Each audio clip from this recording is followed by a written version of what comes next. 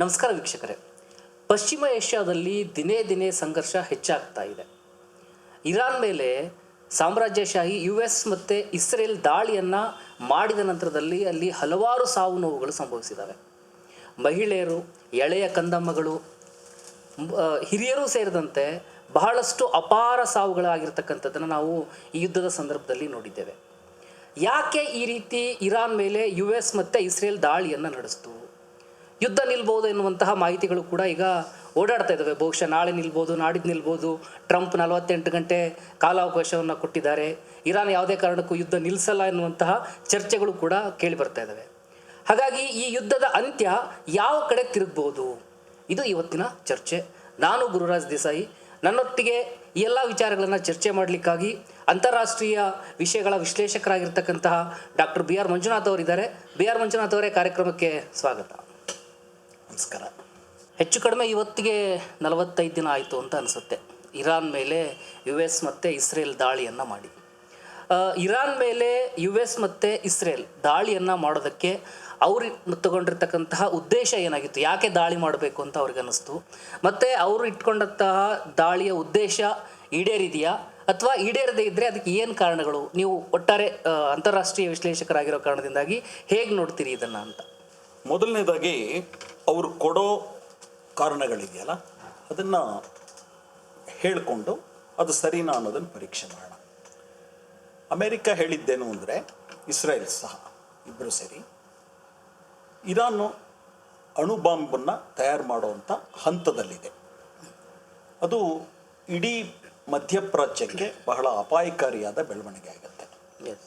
ಆದ್ದರಿಂದ ನಾವು ಅವ್ರನ್ನ ಮಟ್ಟ ಹಾಕಬೇಕು, ಅವರ ಅಣುಬಾಂಬು ತಯಾರಿಕೆಯ ಯೋಜನೆಯನ್ನು ನಿಲ್ಲಿಸಬೇಕು. ಇದು ನಂತರ ಏನೇನೋ ಆಗಿ ಬದಲಾಗ್ತಾ ಇದೆ. ಇದನ್ನು ಹೇಳುವಾಗ ಅವ್ರು ಇನ್ನೊಂದೇನು ಹೇಳಿದ್ರು ಅಂದರೆ, ಅಲ್ಲಿನ ಪ್ರಭುತ್ವವನ್ನು ರಿಜೈಮ್ ಅಂತಾರೆ, ಆಳ್ವಿಕರು ಅಂತ, ಆಳ್ವಿಕರನ್ನ ಬದಲಾಯಿಸಬೇಕು ಅಂತ. ನನಗೆ ಈ ಪದದ ಜೊತೆನಲ್ಲೇ ವಿರೋಧ ಇದೆ. ಅಮೇರಿಕಾನ ನಾವು ಸರ್ಕಾರ ಅನ್ನೋ ಹೋಗಿದ್ರೆ ಇರಾನ್ ಸರ್ಕಾರ ಆಗಬೇಕು. ಅವ್ರನ್ನ ಮಾತ್ರ ಅವರ ಆಳ್ವಿಕೆ ರಿಜೈಮ್ ಅಂತ ಬಹಳ ತಿರಸ್ಕಾರದಿಂದ ಹೇಳೋದು, ತಮ್ಮದನ್ನ ಮಾತ್ರ ಸರ್ಕಾರ, ಡೆಮೋಕ್ರಸಿ ಅಂತ ಹೇಳೋದು, ಇದನ್ನ ಒಪ್ಪಕ್ಕಾಗಲ್ಲ. ಇರಾನ್ ಜನಬೆಂಬಲ ಇದೆ ಅದಕ್ಕೆ. ಅಲ್ಲಿ ಏನೇ ಹೋರಾಟಗಳು ನಡೆದಿರ್ಬೋದು, ಸರ್ಕಾರದ ಕೆಲವೊಂದು ನೀತಿಗಳಿಗೆ ವಿರೋಧ ಬಂದಿರ್ಬೋದು, ಅಲ್ಲೊಂದು ಸರ್ಕಾರ ಇದೆ. ಆ ಸರ್ಕಾರನ ಕಿತ್ತು ಹಾಕಬೇಕು. ಈ ಎರಡು ಉದ್ದೇಶಗಳನ್ನ ಅವರು ಹೇಳ್ತಾ ಇದ್ರು. ಆದರೆ ಒಂದನ್ನು ನಾವು ಗಮನಿಸ್ಬೇಕೇನೆಂದ್ರೆ, ಪ್ರತಿದಿನವೂ ಕೂಡ ಯುದ್ಧದ ಗುರಿಗಳು ಅಮೆರಿಕ ಮತ್ತು ಇಸ್ರೇಲ್ ಕಣ್ಣಲ್ಲಿ ಬದಲಾಗ್ತವೆ. ಒಂದೊಂದು ದಿನ ಒಂದೊಂದು ಗುರಿ ಅಂತ ಹೇಳ್ತಾರೆ. ನಿಜವಾದ ಗುರಿ ಏನಿರ್ಬೋದು? ಮೊದಲನೇದಾಗಿ ಇವರು ಹೇಳುವಂಥ ಅಣುಬಾಂಬ್ ತಯಾರಿಕೆ ಹಂತಕ್ಕೆ ಅವರು ಬಂದಿದ್ದಾರೆ. ಅವರು ಯುರೇನಿಯಂನ 60% ಸಂಸ್ಕರಿಸಿದ್ದಾರೆ. ಅದು ಸ್ವಲ್ಪ ಹೆಚ್ಚು ಕಮ್ಮಿ ಆದರೆ 90% ಮುಟ್ಟಬಹುದು. 90% ಮುಟ್ಟೋದು ಅಂತಂದರೆ ಅಣ್ವಸ್ತ್ರ ತಯಾರಿಕೆ ಹಂತ. ಇದನ್ನು ಅಮೆರಿಕ ಹಿಂದೆಯಿಂದನೂ ಹೇಳ್ಕೊಂಡು ಬಂದಿದೆ. ಇದರಲ್ಲಿ ಏನೂ ಬದಲಾವಣೆ ಇಲ್ಲ. ಆಮೇಲೆ ಇರಾನು ಎಲ್ಲ ಒಪ್ಪಂದಗಳಲ್ಲೂ ಭಾಗವಹಿಸಿದೆ, ಸಹಿ ಹಾಕಿದೆ. ಆಮೇಲೆ ಮಾತುಕತೆಗಳಲ್ಲಿ ಬಂದ್ಬಿಟ್ಟು ಸಕ್ರಿಯವಾಗಿ ಮತ್ತೆ ಬಹಳ ಚೆನ್ನಾಗಿ ಸಹಕರಿಸ್ತಾ ಭಾಗವಹಿಸಿದೆ. ಮೊನ್ನೆ ಯುದ್ಧ ಪ್ರಾರಂಭ ಆದಾಗ ಕೂಡ ಏನು ಮಾತುಕತೆ ನಡೀತಾ ಇತ್ತು. ಮಾತುಕತೆನಲ್ಲಿ ಇವರು ಗುಟ್ಟನ್ನೇ ಬಿಟ್ಕೊಡ್ಲಿಲ್ಲ, ನಾವು ಬಾಂಬ್ ಹಾಕ್ತೀವಿ ಅನ್ನೋದು.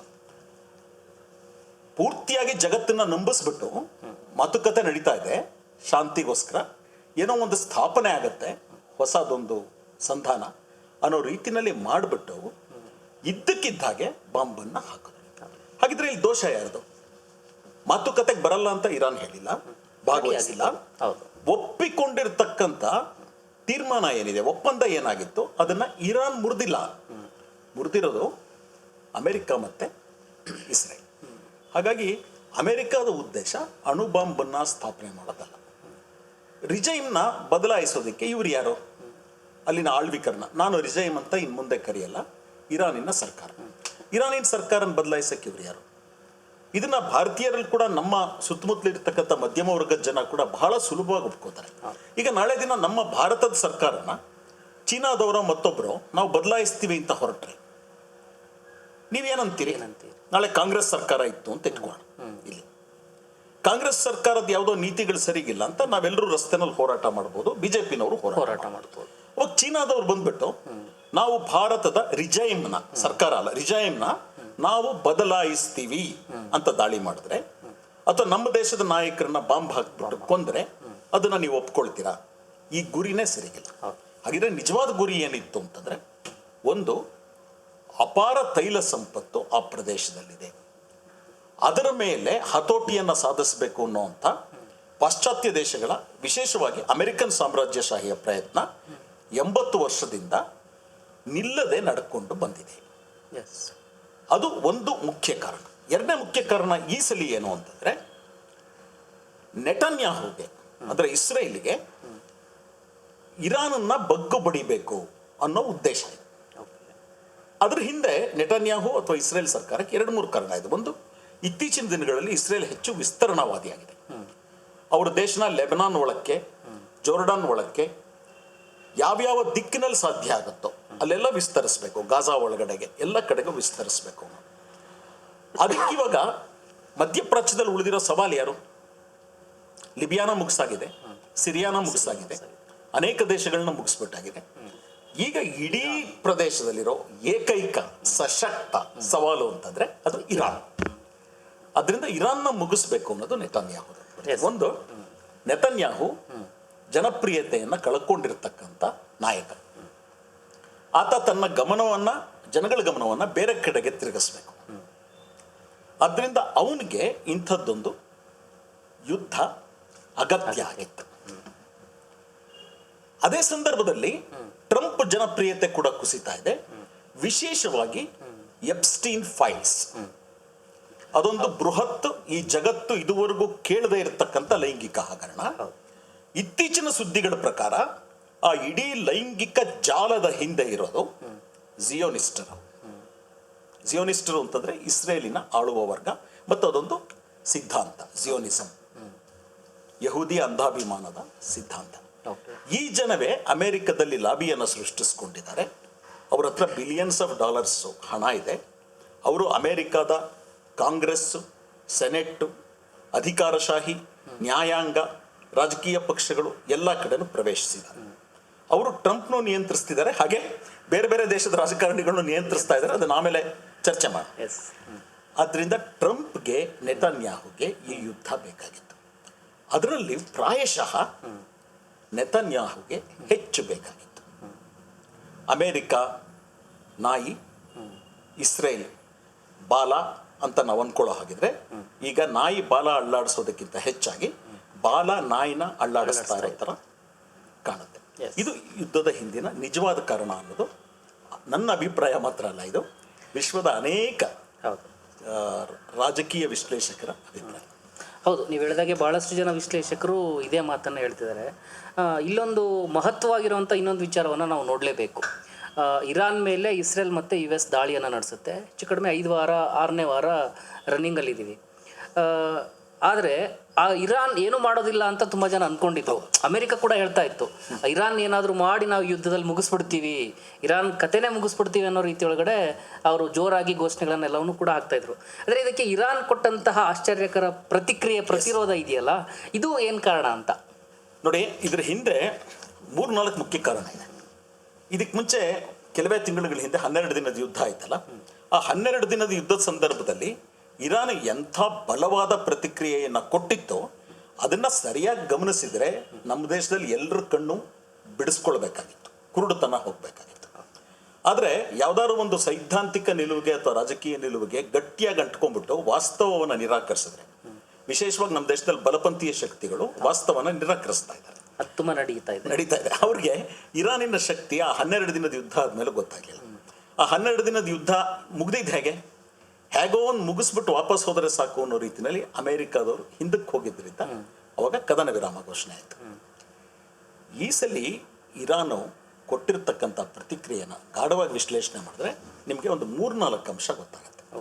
ಒಂದು, ಅಮೆರಿಕಾದವರಲ್ಲಿ ಸರ್ಕಾರನ ಬದಲಾಯಿಸ್ತೀವಿ ಅಂತ ಹೋದ್ರಲ್ಲ, ಅವಾಗ ಅವರೇನು ಅನ್ಕೊಂಡ್ರು ಹೇಳಿ, ಹೊರಗಡೆಯಿಂದ ನಾವು ದಾಳಿ ಮಾಡ್ತೀವಿ, ಅನೇಕ ನಾಯಕರನ್ನ ಕೊಂದ್ಬಿಡ್ತೀವಿ, ನಾಯಕರನ್ನ ಕೊಂದಿದ ತಕ್ಷಣ ದೇಶ ಅನಾಥ ಆಗೋಗುತ್ತೆ, ನಾಯಕತ್ವ ಇಲ್ದಿರ ಅವರೊಳಗಡೆ ಜಗಳಗಳು ಜಾಸ್ತಿ ಆಗುತ್ತೆ, ಮತ್ತೆ ಇರಾನಿನ ಒಳಗಡೆನಲ್ಲಿ ಸಂಪ್ರದಾಯ ವಿರೋಧಿ ಶಕ್ತಿಗಳು ಹೋರಾಟದಲ್ಲಿದ್ದಾರೆ. ಅವರಲ್ಲಿ ಕೆಲವರು ಒಳ್ಳೆ ಜನತಂತ್ರವಾದಿಗಳಿದ್ದಾರೆ, ಕೆಲವರು ಸಾಮ್ರಾಜ್ಯಶಾಹಿಯ ಏಜೆಂಟರು ಇದ್ದಾರೆ. ಎರಡನ್ನೂ ಗಮನಿಸಬೇಕು. ಹೌದು, ಅಲ್ಲಿ ಸರ್ಕಾರದ ದೊಡ್ಡ ಮಟ್ಟದೊಳಗಡೆ ಮಹಿಳೆಯರೆಲ್ಲ ಬೀದಿಗಿಳಿದು ಹೋರಾಟ ಕೂಡ ಮಾಡ್ತಾ ಇದ್ರು. ಹೌದು. ಅದು ಅದರಲ್ಲಿ ಎಲ್ಲ ಅಂಶಗಳನ್ನು ನಾವು ಸ್ವಲ್ಪ ಗಮನಿಸಬೇಕು. ಉತ್ಪ್ರೇಕ್ಷೆ ಇದೆ, ಮತ್ತೆ ಫಾಲ್ಸಿಫಿಕೇಶನ್ ಇದೆ ಸುದ್ದಿದು. ಆಯ್ತು, ಒಳ್ಳೆ ಹೋರಾಟನ ಇದೆ ಅಂತ ಇಟ್ಕೊಂಡು ಇವ್ರೇನು ಅಂದ್ಕೊಂಡ್ರು, ನಾವು ಬಾಂಬ್ ಹಾಕ್ಬಿಟ್ಟು ಕಮ್ಯುನಿಸ್ಟ್ ಸಾಯಿಸ್ಬಿಡ್ತೀವಿ, ಒಂದಷ್ಟು ಜನ ನಾಯಕರನ್ನು ಸಾಯಿಸ್ಬಿಡ್ತೀವಿ, ಎಲ್ಲ ಅಲೋಲ ಕಲೋಲ ಆಗುತ್ತೆ, ಕಟ್ಟಡಗಳು ಸಂಸ್ಥೆಗಳೆಲ್ಲ ಧ್ವಂಸ ಆಗುತ್ತೆ, ಜನ ರಸ್ತೆಗಿಳಿದ್ಬಿಟ್ಟು ಬದಲಾಯಿಸ್ಬಿಡ್ತಾರೆ. ಈ ಲೆಕ್ಕಾಚಾರ ಶುದ್ಧ ತಪ್ಪು. ಜನ ಕಷ್ಟಕ್ಕೊಳಗಾದ್ರೂ ಕೂಡ ಅವರಲ್ಲಿ ಯಾವುದೋ ಒಂದು ಸಿದ್ಧಾಂತನೋ ತಿಳುವಳಿಕೆನೋ ಸಕ್ರಿಯವಾಗಿದ್ರೆ ಅವರು ಸರೆಂಡರ್ ಆಗಲ್ಲ. ಸೋವಿಯತ್ ಒಕ್ಕೂಟ ನಾಜಿ ದಾಳಿನಲ್ಲಿ ಸರೆಂಡರ್ ಆಯ್ತಾ? 11 ತಿಂಗಳು ಸ್ಟಾಲಿನ್ ಗ್ರಾಡನ್ನ ಸುತ್ತುವರೆದು ಬಿಟ್ಟು ಅನ್ನ ನೀರಿಲ್ದಂಗೆ ಮಾಡಿದ್ರು ಕೂಡ ಅಲ್ಲಿನ ಜನ ಗಾಳಿ ಕೊಡ್ಕೊಂಡು ಹೋರಾಟ ಮಾಡಿದ್ರೇನೋ ಅನ್ನೋಂಥ ರೀತಿನಲ್ಲಿ ಹೋರಾಟ ಮಾಡಿ ಗೆದ್ರು. 2 ವರ್ಷ ಮುತ್ತಿಗೆ ಆಯ್ತು ಒಟ್ಟಾರೆ, ಆದ್ರೆ ಗೆದ್ರು. ಹಾಗೇನೆ ಒಂದು ತುಳಿತಕ್ಕೊಳಗಾದ ದೇಶದಲ್ಲಿ ರಾಷ್ಟ್ರಾಭಿಮಾನ ಬರುತ್ತೆ. ಹೊರಗಿನವ್ರು ಬಂದು ನಮ್ಮ ಮೇಲೆ ದಾಳಿ ಮಾಡಿದ್ದಾರೆ ಅಂದಾಗ ಒಳಗಡೆ ಸರ್ಕಾರನ ವಿರೋಧಿಸ್ತಿದ್ದವರು ಕೂಡ ಇವಾಗ ಸರ್ಕಾರ ಜೊತೆನಲ್ಲಿ ಕೈ ಜೋಡಿಸ್ತಾ ಇದ್ದಾರೆ. ನಮ್ಮ ಮಧ್ಯೆ ಜಗಳ ನಾವು ಪರಿಹರಿಸ್ಕೊಳ್ತಿದ್ರಿ, ನೀವ್ಯಾಕೆ ಬಂದಿದ್ದೀರಾ ಹೊರಗಡೆಯಿಂದ ಅನ್ನೋದು. ಇದನ್ನ ಲೆಕ್ಕ ಹಾಕ್ಲಿಲ್ಲ ಅಮೆರಿಕ ಮತ್ತೆ ಇಸ್ರೇಲ್. ಮತ್ತೆ ಇದನ್ನ ಇನ್ನೂ ಸ್ವಲ್ಪ ಸೂಕ್ಷ್ಮವಾಗಿ ಗುರು ನಾವು ನೋಡಬೇಕು. ಏನಂದ್ರೆ ಈ ಇರಾನಿನ ಜನಗಳನ್ನ ಪ್ರೇರೇಪಿಸ್ತಾ ಇರೋ ಶಕ್ತಿ ಯಾವುದು? ನನಗನ್ಸುತ್ತೆ ಇದು ಇಸ್ಲಾಂ ಧರ್ಮದಿಂದ ಬಂದಿರುವಂತ ಶಕ್ತಿ ಅಲ್ಲ. ಇದು ಹೊರ ಕವಚ ಇಸ್ಲಾಂ ತರ ಕಾಣಿಸ್ತಿದೆ, ಆದ್ರೆ ಅಲ್ಲಿರೋದು ರಾಷ್ಟ್ರಾಭಿಮಾನ, ದೇಶದ ಬಗ್ಗಿನ ಅಭಿಮಾನ. ಅದು ಒಂದೊಂದು ದೇಶದಲ್ಲಿ ಎಲ್ಲೋ ಒಂದ್ ಕಡೆ ಅದಕ್ಕೆ ಸ್ವಲ್ಪ ಕ್ರಿಶ್ಚಿಯನ್ ಧರ್ಮದ ಬಣ್ಣ ಇರುತ್ತೆ, ಕೆಲವು ಕಡೆ ಹಿಂದೂ ಧರ್ಮದ ಬರ್ಬೋದು, ಬೌದ್ಧ ಧರ್ಮದ ಬರ್ಬೋದು, ಇಸ್ಲಾಂ ಧರ್ಮದ ಬರ್ಬೋದು. ಆದ್ರೆ ಇರಾನ್ ಒಂದು ಬಲಿಷ್ಠ ರಾಷ್ಟ್ರವಾಗಿ ಇವತ್ತಲ್ಲ, 1 ಶತಮಾನದಿಂದ ಬೆಳ್ಕೊಂಡು ಬಂದಿದೆ. ಅಲ್ಲಿ ಜನತಂತ್ರದ ಅಪೇಕ್ಷೆ ಇತ್ತು, ನಾವೊಂದು ರಾಷ್ಟ್ರವಾಗಬೇಕು ಅನ್ನೋ ಅಪೇಕ್ಷೆ ಇತ್ತು. ನೀವು ಇತಿಹಾಸ ನೋಡಿ ಗಮನಿಸಿ, ಅಲ್ಲಿ ಒಂದು ಕಾಲದಲ್ಲಿ ಎಡಪಂಥೀಯ ಚಳುವಳಿ ಕೂಡ ಬಹಳ ಗಟ್ಟಿಯಾಗಿ ಬೆಳೆದಿತ್ತು. ಆದ್ರಿಂದ ಆ ದೇಶಕ್ಕೆ ಅದರದ್ದೇ ಆದ ಹಿನ್ನೆಲೆ ಇದೆ, ರಾಜಕೀಯ ಹಿನ್ನೆಲೆ ಇದೆ. ಅವರು ಅಷ್ಟು ಸುಲಭವಾಗಿ ಶರಣಾಗಲ್ಲ. ಇದು ಒಂದು ಅಂಶ. ಎರಡನೇದು, ಇರಾನ್ ಒಂದು ಪ್ರಾಚೀನ ನಾಗರಿಕತೆ, ಅದಕ್ಕೆ 5000 ವರ್ಷದ ಇತಿಹಾಸ. ಒಂದು ಕಾಲದಲ್ಲಿ ಅದು ಅಲೆಕ್ಸಾಂಡರ್ನ ಕಾಲದಲ್ಲಿ ಗ್ರೀಸಿಗೆ ಮೆಸಿಡೋನಿಯಾಗೆ ಸವಾಲು ಹಾಕಿ ಸಮಾನಾಂತರವಾಗಿ ನಿಂತಿದ್ದಂಥ ನಾಗರಿಕತೆ. ಆ ನಾಗರಿಕತೆಯಲ್ಲಿ ವಿಜ್ಞಾನ, ಕಲೆ, ಸಾಹಿತ್ಯ, ಯುದ್ಧದ ಕಲೆ ಎಲ್ಲವೂ ಕೂಡ ಅಸಾಧಾರಣ ಮಟ್ಟಕ್ಕೆ ಬೆಳೆದಿತ್ತು. ಅದೇನು ಅಮೆರಿಕ ತರ 250-300 ವರ್ಷದ ಇತಿಹಾಸ ಇರೋ ದೇಶ ಅಲ್ಲ, 5000 ವರ್ಷದ ಇತಿಹಾಸ ಇದೆ. ಆ ಜನಗಳ ಮೆಂಟಲ್ ಮೇಕಪ್ ಹೇಗಿರುತ್ತೆ, ಇದನ್ನ ಅಮೆರಿಕ ಮತ್ತೆ ಇಸ್ರೇಲ್ ಲೆಕ್ಕಕ್ಕೆ ತಗೊಳ್ಳಿಲ್ಲ. ಮೂರನೇದಾಗಿ ಬಹಳ ನಮಗೆ ಒಂದೊಂದ್ಸಲಿ ಆಶ್ಚರ್ಯ ಅನ್ಸುತ್ತೆ, ಅಮೆರಿಕದ CIA ಪರಮಾತ್ಮನ ಹಾಗೆ ಸರ್ವಾಂತರ್ಯಾಮಿ ಅಂತ ನಾವು ನಂಬಿಟ್ಟಿದ್ದೀವಿ. ಗಾಳಿನಲ್ಲಿ ಎಲ್ಲ ಕಡೆ ಇದೆ, ನಮ್ಮನ್ನು ನೋಡ್ತಾ ಇದೆ, ನೋಡ್ತಿರ್ಬೋದು. ಆ ಮೊಸಾದ್ ಅಂತೂ ನೀವು ನಮ್ಮ BJP ಅವ್ರನ್ನ ಕೇಳ್ಬಿಟ್ರೆ ಹೇಳ್ತಾರೆ ಅದೊಂದು ಅಸಾಧಾರಣ ಶಕ್ತಿ, ಯಾಕೆ ನಮಗೆ ಪೆಗಾಸಸ್ ಕೊಟ್ಟಿದೆ. ಆ ಮೊಸಾದ್ CIA ಏನ್ ಮಾಡ್ತಿದ್ರು ನಂಗೆ ಗೊತ್ತಿಲ್ಲ. ಇರಾನು ಬೆಟ್ಟಗಳನ್ನೆಲ್ಲ ಕೋರದು ಒಳಗಡೆನಲ್ಲಿ ನಗರಗಳನ್ನ ಸೃಷ್ಟಿ ಮಾಡಿಕೊಂಡಿದೆ. ಅಲ್ಲಿ ಮಿಸೈಲ್ ಫ್ಯಾಕ್ಟ್ರಿಗಳಿವೆ. ಅವರು ನಮ್ಮ ಶಿವಕಾಶಿನಲ್ಲಿ ರಾಕೆಟ್ ಮಾಡಿದಾಗೆ ಮಿಸೈಲ್ ಮಾಡ್ತಾ ಇದ್ದಾರೆ, 100,000 ಮಾಡಿ ಜೋಡಿಸಿದ್ದಾರೆ. ಬೇರೆ ಬೇರೆ ರೀತಿ ಮಿಸೈಲ್ಗಳಿದೆ. ಸುಮಾರು 6 ಮೇಜರ್ ಕೆಟಗರೀಸ್ ಆಫ್ ಮಿಸೈಲ್ಸ್ ಇದೆ ಅವ್ರ ಹತ್ರ. ಇದೆಲ್ಲ ಯಾವ ಗುಪ್ತಚಾರ ಸಂಸ್ಥೆಗೂ ಗೊತ್ತೇ ಆಗಿಲ್ಲ ಇವರಿಗೆ. ಅವರು ಸಮುದ್ರದ ಒಳಗಡೆನಲ್ಲಿ ಟನಲ್ಗಳು, ಸುರಂಗ ಮಾರ್ಗಗಳು ಮಾಡಿಬಿಟ್ಟು ಅಲ್ಲಿ ಟಾರ್ಪೆಡೋಗಳು ಇಟ್ಟಿದ್ದಾರೆ, ಸಬ್ಮೆರಿನ್ಗಳಿಟ್ಟಿದ್ದಾರೆ, ಮಿಸೈಲ್ಗಳಿಟ್ಟಿದ್ದಾರೆ. ಇಡೀ ಹೊರ್ಮೋಸ್ ಜಲಸಂಧಿಯನ್ನ ಅವರು ಸಂಪೂರ್ಣವಾಗಿ ಒಳಗಡೆಯಿಂದ ರಕ್ಷಣಾತ್ಮಕ ವ್ಯೂಹನ ರಚನೆ ಮಾಡಿ ಇಟ್ಕೊಂಡಿದ್ದಾರೆ, ಯಾರು ಬನ್ನಿ ಮಾಡ್ತೀನಿ ಅಂತ. ಇದು ಅಮೆರಿಕ ಮತ್ತು ಇಸ್ರೇಲ್ಗೆ ಗೊತ್ತಾಗಿಲ್ಲ. ಅಂದ್ರೆ ನನ್ಗನ್ಸೋದು ಅಮೆರಿಕ ಮತ್ತು ಇಸ್ರೇಲಿನ ರಾಜಕೀಯ ವ್ಯವಸ್ಥೆ ಒಳಗಿಂದ ಕುಸಿತಾ ಇದೆ. ಅವರು ಅಲರ್ಟ್ ಆಗಿಲ್ಲ, ಇರಾನ್ ಏನಾಗಿದೆ ಅಂತ ಗೊತ್ತಾಗಿಲ್ಲ. ಇಂಗ್ಲಿಷ್ನಲ್ಲಿ ಒಂದು ಪದ ಇದೆ, ಹ್ಯೂಬ್ರಿಸ್ ಅಂತ. ವಿಪರೀತವಾದ ದುರಹಂಕಾರ, ಆತ್ಮವಿಶ್ವಾಸನ ಹ್ಯೂಬ್ರಿಸ್ ಅಂತ ಕರೀತಾರೆ. ಅಮೆರಿಕ ಮತ್ತು ಇಸ್ರೇಲ್ನ ಹ್ಯೂಬ್ರಿಸ್ ಹೇಗಿದೆ ಅಂದರೆ, ಬೇರೆ ದೇಶಗಳಿಗೂ ತಾಕತ್ತಿದೆ, ಆತ್ಮಾಭಿಮಾನ ಇದೆ, ಅವ್ರು ವಾಪಸ್ ಹೊಡಿತಾರೆ ಅನ್ನೋದನ್ನ ಅವ್ರ ಲೆಕ್ಕನೇ ಹಾಕಿಲ್ಲ. ಇರಾನ್ ತುಂಬ ಚೆನ್ನಾಗಿ ತಯಾರಾಗಿತ್ತು. ನೆಕ್ಸ್ಟ್ ಪಾಯಿಂಟ್ ಹೇಳಬೇಕಂದ್ರೆ ಒಳಗಡೆಯಿಂದ ಇವರಿಗೆ ರಷ್ಯಾ ಮತ್ತು ಚೀನಾದ ಖಂಡಿತವಾದ ಬೆಂಬಲ ಇದೆ. ನಿಮ್ಗೆ ಒಂದೆರಡು ಉದಾಹರಣೆ ಕೊಡ್ತೀನಿ. ಇದಕ್ಕೆ ಮುಂಚೆ ಇರಾನು GPS ಅವಲಂಬಿಸ್ಬಿಟ್ಟು ಶತ್ರುಗಳ ಲೊಕೇಶನ್ ಆಗಲಿ ಬೇರೊಂದನ್ನು ತೀರ್ಮಾನ ಮಾಡೋದಕ್ಕೆ ಬಳಸ್ಕೊಳ್ತಾ ಇತ್ತು. ಕಳೆದ ಬಾರಿ 12 ದಿನದ ಯುದ್ಧ ಆದಮೇಲೆ ಅದು ಚೀನಾದ ಇನ್ನೊಂದು ವಿಧಾನ ಇದೆ, ಅದನ್ನು ಬಿದು 3 ಅಂತ ಕರೀತಾರೆ. ಹಾಗೆ ರಷ್ಯಾದ್ದೊಂದಿದೆ, ಅದು ಗ್ಲೋನಾಸ್ ಅಂತ. ಇದೆರಡನ್ನ ಅದು ಅವಲಂಬಿಸಿದೆ. ವಿಶೇಷವಾಗಿ ಚೀನಾದ ಬಿದು ಇದು GPS-ಗಿಂತ ಬಲವಾಗಿದೆ ಏಷ್ಯಾ ಪೆಸಿಫಿಕ್ ಪ್ರದೇಶದಲ್ಲಿ. ನೀವು ಬಾಂಬ್ ಮಾಡೋದಕ್ಕೆ ಅದರ ಅಕ್ಯುರಸಿ ಎಷ್ಟಿದೆ ಅಂದರೆ 1 ಮೀಟರ್ ಅಕ್ಯುರಸಿ. ಈ ತಂತ್ರಜ್ಞಾನವನ್ನು GPS-ಗೆ ಒಂದು 20 ಸ್ಯಾಟಲೈಟ್ ಇದ್ರೆ ಬಿದುಗೆ 56 ಸ್ಯಾಟಲೈಟ್ ಇದೆ ಚೀನಾದ್ದು. ಆ ತಂತ್ರಜ್ಞಾನ ಇರಾನಿಗೆ ಸಿಕ್ಕಿದೆ. ಅದಕ್ಕೆ ಮೊಸಾದ್ ಆಫೀಸಿಗೆ ಅವರು ಬಾಂಬ್ ಹಾಕಿದ್ದಾರೆ ಟೆಲ್ ಅವೀವ್ನಲ್ಲಿ. ಇಸ್ರೇಲಿನ ಆರ್ಮಿ ಹೆಡ್ ಕ್ವಾರ್ಟರ್ಸಿಗೆ ಹಾಕಿದ್ದಾರೆ, ನೆಟನ್ಯಾಹು ಮನೆಗೆ ಹಾಕಿದ್ದಾರೆ. ಅಷ್ಟು ಅಕ್ಯುರಸಿ ಬಂತು ಅವ್ರಿಗೆ. ಇದು ಅಮೆರಿಕಕ್ಕೆ ಗೊತ್ತಿರಲಿಲ್ಲ. ಅದೇ ರೀತಿಯಲ್ಲಿ ಮಿಸೈಲಿಗೆ ಸಂಬಂಧಪಟ್ಟಂಥ ಅನೇಕ ತಂತ್ರಜ್ಞಾನನ ಕೂಡ ಇರಾನ್ಗೆ ಈ ಎರಡು ಬೃಹತ್ ಶಕ್ತಿಗಳು, ಇವತ್ತು ಚೀನಾ ಮತ್ತು ರಷ್ಯಾ ಸಾಧಾರಣ ಅಲ್ಲ, ಅವರು ಕೂಡ ಜಾಗತಿಕ ಶಕ್ತಿಗಳು. ಈ ಜಗತ್ತಿನಲ್ಲಿ 3 ಜಾಗತಿಕ ಶಕ್ತಿ ಇದೆ ಅಂದರೆ ಅಮೆರಿಕ ಬಿಟ್ಟರೆ ಇವರಿಬ್ಬರಿದ್ದಾರೆ. ಅವರಿಬ್ಬರು ಕೂಡ ನೇರವಾಗಿ ಯುದ್ಧಕ್ಕೆ ಬರ್ತಾ ಇಲ್ಲ, ಅದು ಅವರ ರಣತಂತ್ರ. ಅವ್ರ ಹಿಂದ್ಗಡೆಯಿಂದ ಮಿಲಿಟರಿ ತಂತ್ರಜ್ಞಾನವನ್ನು ಇರಾನ್ ಸಪ್ಲೈ ಮಾಡಿದ್ದಾರೆ. ಕಡೆಯದಾಗಿ ಬಹಳ ದೊಡ್ಡ ಲೆಕ್ಕಾಚಾರದ ತಪ್ಪು ಅಂದರೆ ಇರಾನಿನ ಯುದ್ಧದ ವ್ಯೂಹ ರಚನೆಯಲ್ಲಿ ಹೊರ್ಮುಸ್ ಜಲಸಂಧಿ ಬಹಳ ಮುಖ್ಯ ಮಾತ್ರ ಅಲ್ಲ, ಅದು ಇಡೀ ಯುದ್ಧದ ಕೇಂದ್ರ ಬಿಂದು ಆಗೋಗಿದೆ. ಹೊರ್ಮುಸ್ ಜಲಸಂಧಿಯ ಮೂಲಕ ಅಂದರೆ ಈ ಕಡೆ ಇರಾನ್ ಇದೆ, ಈ ಕಡೆನಲ್ಲಿ ಯೆಮೆನ್ ಇದೆ, ಒಮಾನ್ ಮತ್ತು ಯೆಮೆನ್ ಇದೆ. ಈ ಒಮಾನ್ ಮಧ್ಯದಲ್ಲಿ 21 ಮೈಲಿ ಅಷ್ಟೇ ಅದಿರೋದು. ಇವಾಗ ಇರಾನ್ ಹೇಳ್ತಾ ಇದೆ ಅದು ನಮಗೆ ಮತ್ತೆ ಒಮಾನ್ಗೆ ಸೇರ್ಬೇಕಾದ್ರು. ಯಾಕೆಂದ್ರೆ ಅಂತಾರಾಷ್ಟ್ರೀಯ ಕರಾರಿನ ಪ್ರಕಾರ ಕೂಡ ಒಂದು ದೇಶದ ತೀರದಿಂದ 12 ಮೈಲಿ ದೂರದವರೆಗಿನ ಪ್ರದೇಶ ಆ ದೇಶದ ಜಲಪ್ರದೇಶ ಅಂತ ಲೆಕ್ಕ. ಸೊ ಇರೋದು 21, ನಮ್ದು 12 ಮೈಲಿ, ಅವ್ರದ್ದು 12 ಮೈಲಿ ಲೆಕ್ಕ ಹಾಕೊಳ್ಳಿ. 3 ಮೈಲಿ ನೀವೇ ಕೊಡ್ಬೇಕು ಎಲ್ಲಿಂದನಾದ್ರು. ಅದು ನಮ್ಮದು. ಅಲ್ಲಿ ಓಡಾಡೋರಿನ ಮೇಲೆ ನಮ್ಮ ಅನುಮತಿ ತಗೋಬೇಕು, ನಮಗೆ ಟೋಲ್ ಕಟ್ಟಬೇಕು, ಇಲ್ದಿದ್ರೆ ನಾವು ಬಿಡಲ್ಲ. ಇದು ದೊಡ್ಡ ಶಾಕ್. ನಮ್ಮ ದೇಶನೂ ಸೇರಿ ಯಾರು ಹೋಗಿ ಇಸ್ರೇಲ್ನ ಅಲಂಗಿಸ್ಕೊಂಡು ಬಂದರು, ಇವ್ರು ಯಾರೂ ಲೆಕ್ಕ ಹಾಕ್ತಾ ಇದ್ದಿದ್ದೇನು ಅಂದರೆ ಹೊರ್ಮುಸ್ ಇರಾನ್ ಕೈಯಲ್ಲಿರೋ ಬ್ರಹ್ಮಾಸ್ತ್ರ. ಇರಾನ್ನ ಕೆಣಕಿದ್ರೆ ಅದು ಹೊರ್ಮುಸ್ನ ಕ್ಲೋಸ್ ಮಾಡುತ್ತೆ, ತಿರುಗಿಸ್ಬಿಡುತ್ತೆ. ಮಾಡಿದ ತಕ್ಷಣ ಏನಾಗುತ್ತೆ, ವಿಶ್ವದ 20% ಭಾಗದ ತೈಲ ಸಂಚಾರ ಸಾರಿಗೆ ನಿಂತು ಹೋಗುತ್ತೆ. ಹಾಗೆ ನಿಂತೋದಾಗ ವಿಶ್ವದ ಆರ್ಥಿಕತೆ ಅಳ್ಳಾಡುತ್ತೆ. ಇದನ್ನು ಅವರು ಲೆಕ್ಕ ಹಾಕಿರಲಿಲ್ಲ. ಸೊ ಹೀಗಾಗಿ ಇರಾನು ಈಗ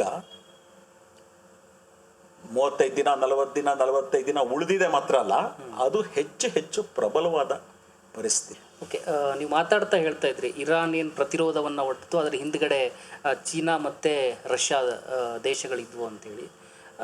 ಓಕೆ, ನೀವು ಹೇಳ್ತಾರೋ ಅಂಶಗಳನ್ನು ಗಮನಿಸಿದರೆ ಚೀನಾ ಮತ್ತು ರಷ್ಯಾ ಇರಾನ್ಗೆ ಬೆಂಬಲ ಕೊಟ್ಟಿತ್ತು ಅಂತ ಅನಿಸುತ್ತೆ. ಆದರೆ ಇಲ್ಲಿ ಒಂದು ಪ್ರಶ್ನೆ ಕಾಡ್ತಾ ಇರೋದೇನಂತ ಹೇಳಿದರೆ, ಬ್ರಿಕ್ಸ್ ರಾಷ್ಟ್ರಗಳು ಅಥವಾ ನಾವು ದಕ್ಷಿಣದ ದೇಶಗಳು ಅಂತ ಏನು ಕರಿತೀವಿ, ಆ ರಾಷ್ಟ್ರಗಳು ಯಾಕೆ ಇರಾನ್ ಜೊತೆಗೆ ನಿಂತ್ಕೊಳ್ಳಿಲ್ಲ, ಯಾಕೆ ಇರಾನ್ಗೆ ಬೆಂಬಲ ಕೊಡಲಿಲ್ಲ, ಏನು ಕಾರಣಗಳಿದಾವೆ ಇದಕ್ಕೆ ಅಂತ?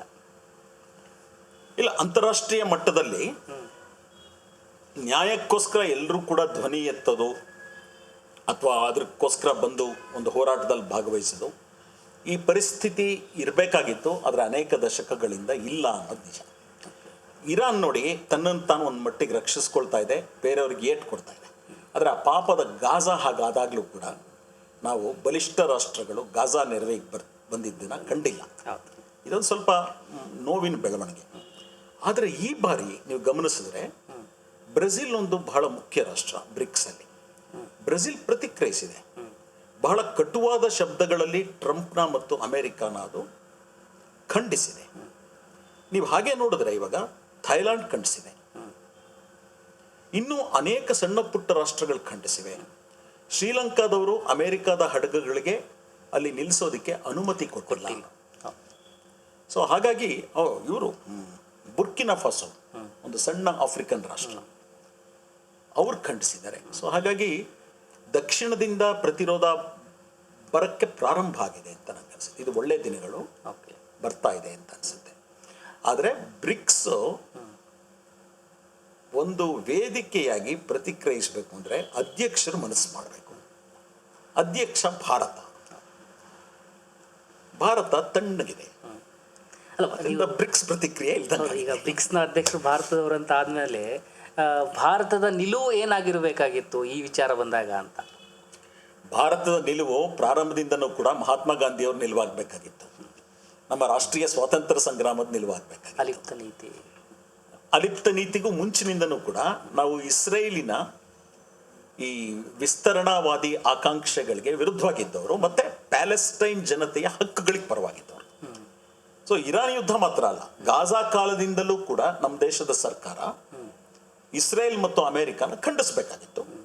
ಆದರೆ ನಮ್ಮ ಸರ್ಕಾರ ಬೆನ್ನು ಮೂಳೆ ಇಲ್ದಿರ ವರ್ತಿಸ್ತಾ ಇದೆ. ಬಹಳ ಶೋಚನೀಯ ಇದು. ಖಮೇನಿ ಹತ್ಯೆ ಆಗತ್ತೆ ಅಥವಾ ಮಧುರದ ಕಿಡ್ನಾಪ್ ಆಗತ್ತೆ, ನಮ್ಮ ಸರ್ಕಾರ ತುಟಿ ಬಿಚ್ಚೋದಿಲ್ವಲ್ಲ.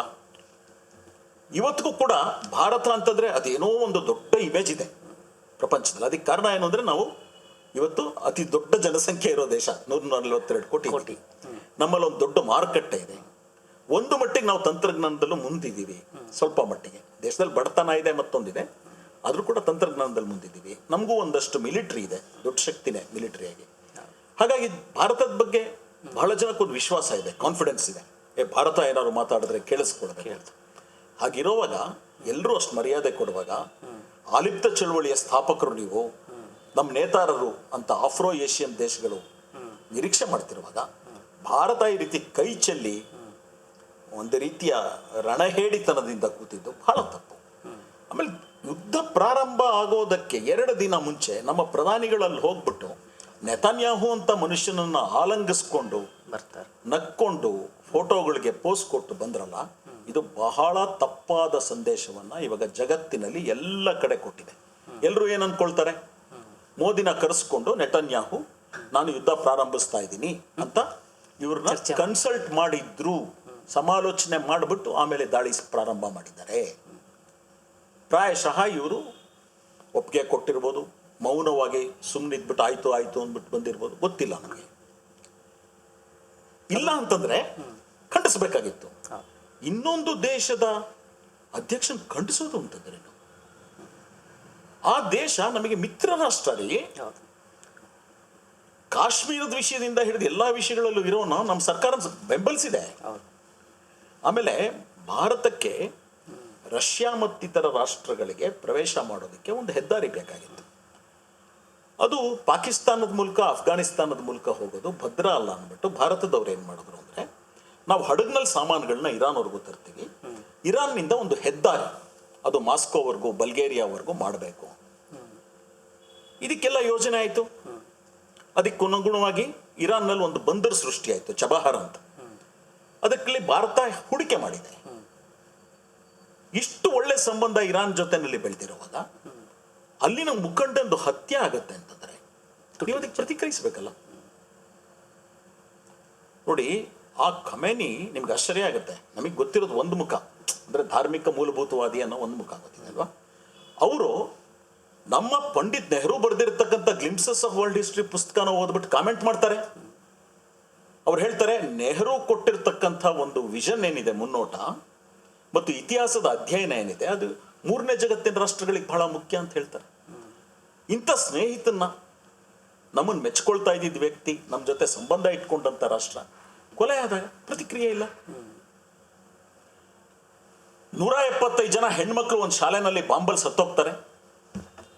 ಅದಕ್ಕೊಂದು ಮಾನವೀಯವಾದ ನಿಲುವಿನಿಂದನಾದ್ರೂ ಕೂಡ ಇದು ಬಹಳ ವಿಷಾದದ ಸಂಗತಿ ಅಂತನೂ ನಾವು ಹೇಳೋದಿಲ್ಲ. ಇದೆಲ್ಲ ಏನ್ ತೋರಿಸುತ್ತೆ ಅಂತಂದ್ರೆ, ಎಲ್ಲೋ ಒಂದು ಕಡೆ ನಮ್ಮ ವಿರೋಧ ಪಕ್ಷದ ನಾಯಕರುಗಳು ಹೇಳಿದಾಗೆ our prime minister is compromised. ಅಂದ್ರೆ ಅಮೆರಿಕ ಮತ್ತೆ ಇಸ್ರೇಲ್ ಜೊತೆಗೆ ಏನೋ ಒಂದು ರೀತಿಯಲ್ಲಿ ಇವರು ಸ್ವಂತಿಕೆಯನ್ನ ಬಿಟ್ಟು ಕೊಟ್ಟು ನಡು ಬಗ್ಗಿಸಿದ್ದಾರೆ. ಯಾಕೆ ಬಗ್ಗಿಸಿದ್ದಾರೆ ಏನ್ ಕಾರಣ ಇರ್ಬೋದು, ಯಾಕೆ ಅಂತ ಗೊತ್ತಿಲ್ಲ.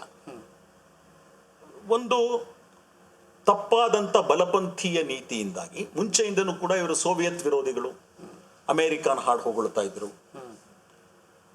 ಆರ್ಥಿಕ ಉದಾರೀಕರಣ ಇವನ್ನೆಲ್ಲ ಬೆಂಬಲಿಸ್ಕೊಂಡಿದ್ರು ಮುಂಚೆಯಿಂದನೂ, 91ಗಿಂತ ಮುಂಚೆಯಿಂದನೂ ಕೂಡ. ಆಮೇಲೆ ಒಂದು ರೀತಿನಲ್ಲಿ ಇಸ್ರೇಲು ಮುಸ್ಲಿಮರ ವಿರೋಧಿ ಅಂದ್ಬಿಟ್ಟು ಅವ್ರ ಕಡೆಗೆ ಇವ್ರಿಗೆ ಆಕರ್ಷಣೆ ಇತ್ತು. ಇದೆಲ್ಲ ಇತಿಹಾಸದ ಕಾರಣಗಳು. ಆದರೆ ಈಗ ನೋಡಿ, ಎಪ್ಸ್ಟೀನ್ ಫೈಲ್ಸ್ ಅನ್ನೋದು ಹೊರಗೆ ಬಂದಿದೆ.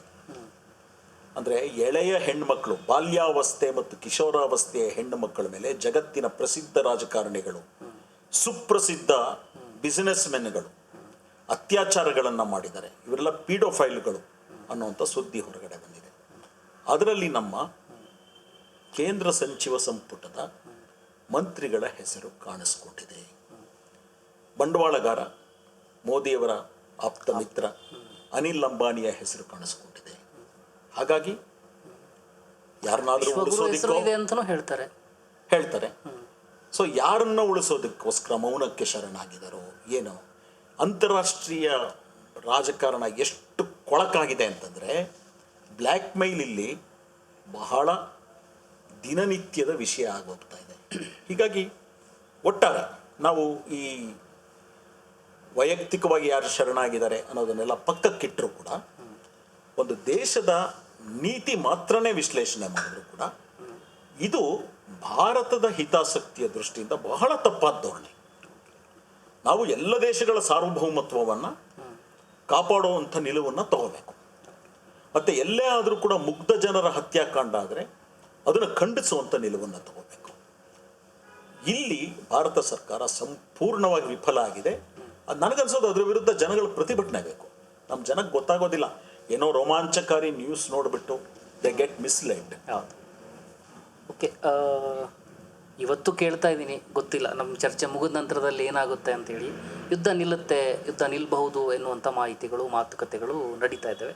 ನಿಲ್ಲಬೇಕು, ಯುದ್ಧ ನಿಲ್ಲಬೇಕು. ಯಾಕಂದರೆ ಅದು ಅಪಾರ ಸಾವು ನೋವುಗಳನ್ನು ಸೃಷ್ಟಿ ಮಾಡುತ್ತೆ. ಶಾಂತಿ ಮಾತುಕತೆಯಾಗಿ ಯುದ್ಧ ನಿಂತರೆ ಒಳ್ಳೆಯದು. ಈ ಯುದ್ಧ ನಿಂತರೆ ಅದರಲ್ಲೂ ಮುಖ್ಯವಾಗಿ ಏಷ್ಯಾದ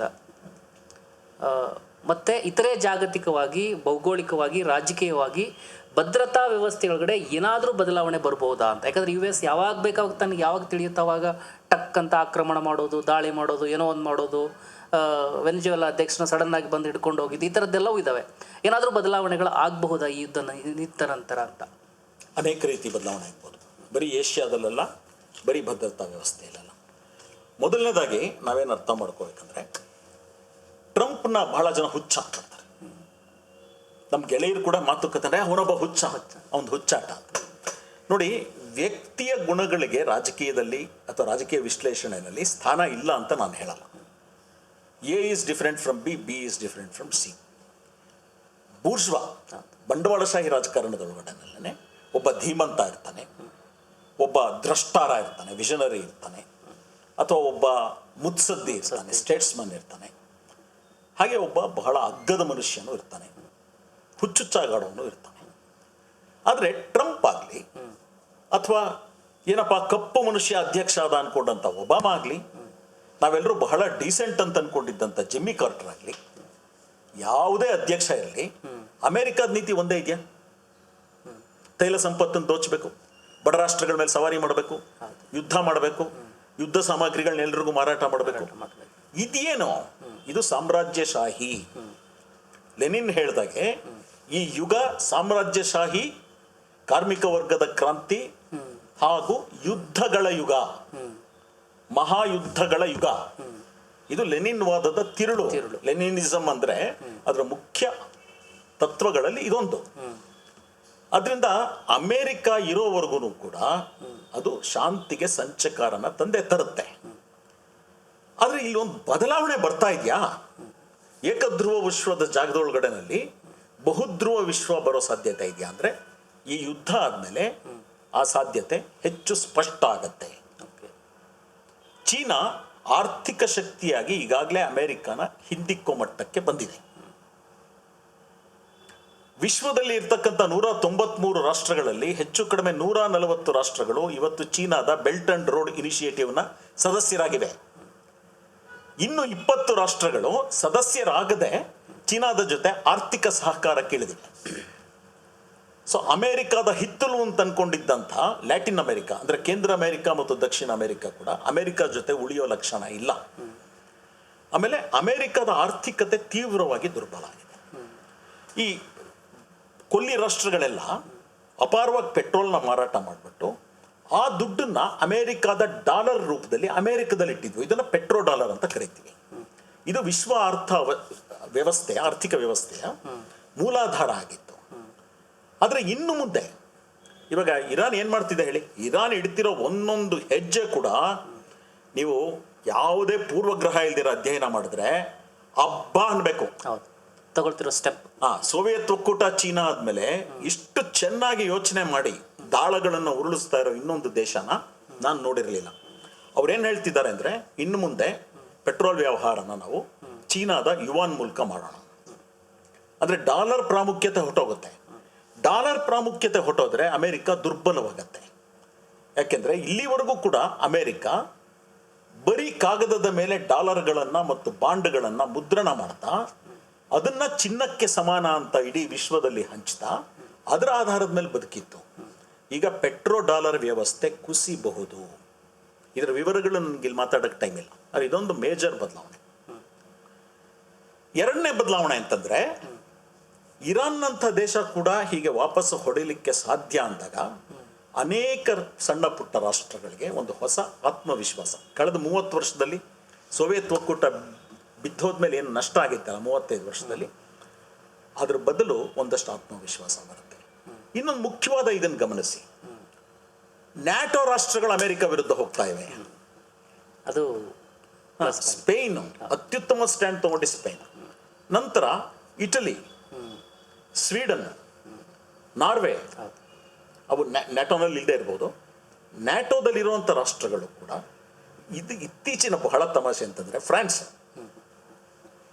ಮತ್ತು ಇಂಗ್ಲೆಂಡು ಅಮೆರಿಕದ ಬಾಲ ಇದ್ದಾಗಿದ್ದು ಕಳೆದ 70 ವರ್ಷದಲ್ಲಿ. ಈಗ ಇಂಗ್ಲೆಂಡ್ ಕೂಡ ಅಮೆರಿಕ ವಿರುದ್ಧ ಮಾತಾಡ್ತಾ ಇದೆ.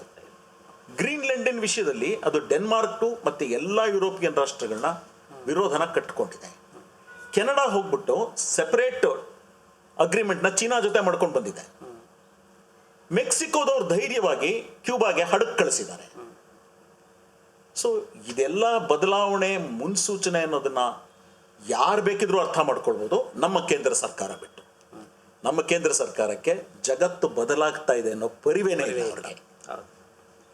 ಅದರಿಂದ ಇಂಥ ಅನೇಕ ಬದಲಾವಣೆಗಳು ನನ್ನ ಪ್ರಕಾರ ಇದು ಆಶಾದಾಯಕ ಬೆಳವಣಿಗೆಗಳು. ಅಂದರೆ ಈಗ ನೀವು ಒಟ್ಟಾರೆ ಹೇಳುವಂಥದ್ದು ಏನಂತಂದರೆ, ಈ ಯುದ್ಧ ಇದರ ದೊಡ್ಡ ಪರಿಣಾಮ ತಂದು ಕೊಡುತ್ತೆ. US ಸಾಮ್ರಾಜ್ಯಶಾಹಿಯ ಪತನ ಆರಂಭದ ಒಂದು ಸೂಚನೆ ಅಂತ ಅನ್ಕೋಬಹುದು ಅಂತ ಅನ್ಸುತ್ತೆ. ಆಗಿದ್ರೆ ನೋಡಿ, ಒಂದೇನಂದರೆ ವಿಯೆಟ್ನಾಂ ಮೇಲೆ ಸೋತ ಮೇಲೂ ಕೂಡ ಅಮೆರಿಕ ಏನು ಪೂರ್ತಿ ಮಲ್ಕೊಳ್ಳಿಲ್ಲ. ಅದಕ್ಕೆ ಅದರದ್ದೇ ಆದಂಥ ಉತ್ಪಾದನಾ ಶಕ್ತಿ ಇದೆ, ಅಂತಾರಾಷ್ಟ್ರೀಯ ಸಂಬಂಧಗಳಿದೆ. ಒಂದು ರೀತಿನಲ್ಲಿ ಅದು ಇರುತ್ತೆ. ಸಂಪೂರ್ಣವಾಗಿ ಕುಸಿದು ಹೋಗುತ್ತೆ ಅಂತ ನಾವು ಅನ್ಕೊಳ್ಳೋಕ್ಕಾಗಲ್ಲ. ಈ ಅಧ್ಯಕ್ಷ ಹೋಗ್ತಾನೆ, ಇನ್ನೊಂದು ಸ್ವಲ್ಪ ಜಾಣತನದಿಂದ ವ್ಯವಹಾರ ಮಾಡುವಂಥ ಇನ್ನೊಬ್ಬ ಅಧ್ಯಕ್ಷ ಬರ್ತಾನೆ. ಮತ್ತೆ ಯುರೋಪಿಯನ್ ರಾಷ್ಟ್ರಗಳಿಗೆ ರಷ್ಯಾ ಭಯ ಇರೋದ್ರಿಂದ, ಚೀನಾ ಬಗ್ಗೆ ಪೂರ್ವಗ್ರಹ ಇರೋದ್ರಿಂದ ಮತ್ತೆ ಅಮೆರಿಕ ಬೇಕನ್ಸುತ್ತೆ. ಇನ್ನೇನೋ ಸಮತೋಲನ ಮತ್ತೆ ಬರುತ್ತೆ. ಆದರೆ ಅಮೆರಿಕ ಏಕೈಕ ಸರ್ದಾರನಾಗಿ ಆರ್ಥಿಕವಾಗಿ ಮತ್ತು ಸೈನ್ಯ ಶಕ್ತಿಯಿಂದ ಮೆರಿತಾ ಇದ್ದ ದಿನಗಳು ಮುಂಚಿನ ಹಾಗೆ ಉಳಿಯಲ್ಲ. ಆದರೆ ಅಮೆರಿಕದ ಆಕ್ರಮಣ ನಿಂತು ಹೋಗುತ್ತೆ ಅಂತ ನಾನು ಹೇಳಲಾರೆ. That will be too much. ಆದರೆ ಖಂಡಿತ ಒಳ್ಳೆಯ ಬದಲಾವಣೆಗಳು ಒಂದಷ್ಟು ಕಾಣಿಸ್ಕೊಡುತ್ತೆ ಅಂತ ಹೇಳ್ಬೋದು. ಓಕೆ ಸರ್, ಯುದ್ಧದ ಕುರಿತಾಗಿ ಮತ್ತು ಯುದ್ಧದ ನಂತರ ಆಗಬಹುದಾದ ಪರಿಣಾಮಗಳ ಬಗ್ಗೆ ನಮ್ಮ ವೀಕ್ಷಕರಿಗೆ ಸಾಕಷ್ಟು ವಿವರಗಳನ್ನು ತಿಳಿಸ್ಕೊಟ್ಟಿದ್ರಿ. ಹಾಗಾಗಿ ಜನಶಕ್ತಿ ಮೀಡಿಯಾ ಪರವಾಗಿ ನಾನು ನಿಮಗೆ ಧನ್ಯವಾದಗಳನ್ನು ಅರ್ಪಿಸ್ತಾ ಇದ್ದೇನೆ. Thank you. ವಸ್ತುನಿಷ್ಠ ವಿಶ್ಲೇಷಣೆಗಾಗಿ ಜನಶಕ್ತಿ ಮೀಡಿಯಾ ನೋಡ್ತಾ ಇರಿ.